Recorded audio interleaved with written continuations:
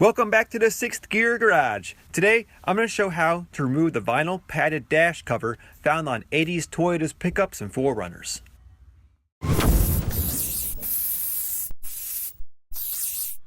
These dash pads are notorious for becoming brittle and cracking with age, so if yours is in nice shape, please be careful. Even though this one is cracked, I'm going to treat it as if it was nice to show you the proper way of removing it safely. Let's start by removing these 5 Phillips head screws along the bottom edge. There's a hidden 10mm nut on the left side, but to access it, I'm going to have to remove the gauge cluster surround trim, but that's an easy job. There's a screw here on the bottom left, another Phillips screw on the bottom right, an angled Phillips screw on the top left above the cluster, and another angled Phillips screw on the top right. And then there's one last Phillips head screw on the outer left edge. And that's it. The surround trim pulls right off. If your Toyota has buttons for power options, you'll need to unplug those switches from the back first to pull off this trim. Now back to that 10mm nut.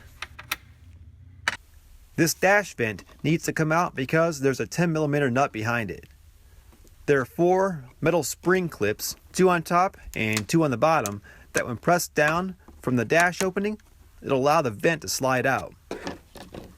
I'm being careful not to put too much pressure on the vent because this old plastic gets really brittle with age. I released the top spring clips here to show you the little metal tabs that lock the vent into the dash opening.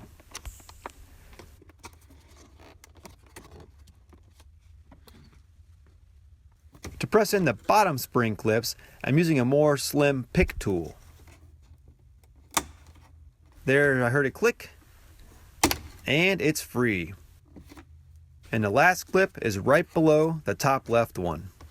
Fast forward, I wrestled with this clip for a while. I could have cut this cracked dash pad a little to access it, but then this tutorial wouldn't help anyone with a nice dash. The clips usually aren't this stubborn, but if you get a stubborn clip, there's another option. I'm using a 90-degree hook pick tool and I'm pulling the pivoting part of the vent out of the outer vent frame. Now I can see the clips, and it's this guy right here that's making this video so long. What I did was bend the exposed tab forward a little, and then I could push the clip through the vent and release it. I'd rather bend a clip back into shape than to replace a cracked vent. Finally, all of that was necessary to get this 10mm nut. Getting to this bolt usually isn't this difficult, but I'm showing the worst case scenario here. Looking through the vent opening, and I can see the last 10mm nut to remove. Focus, focus, and there it is. But first, I need to remove the glove box. Back there is where I need to be. Yep, right around that mouse nest.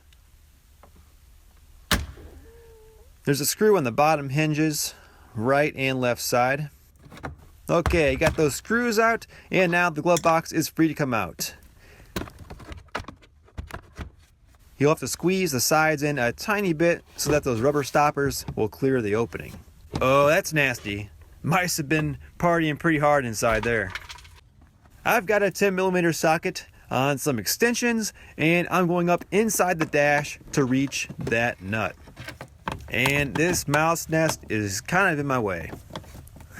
Hope nobody's home. I'm just gonna poke my way through it.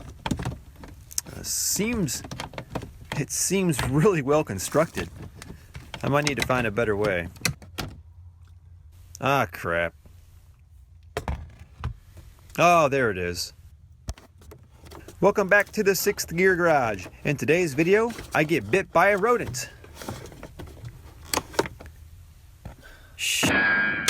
The socket's gone. That dang varmint stole my socket. Just like that, another 10mm socket has left the universe. Let's try this again with my backup 10mm. I'm going to go in front of the ductwork this time. Oh, there it is, right there. Alright, I should have done that the first time. Learn from my mistakes, kids.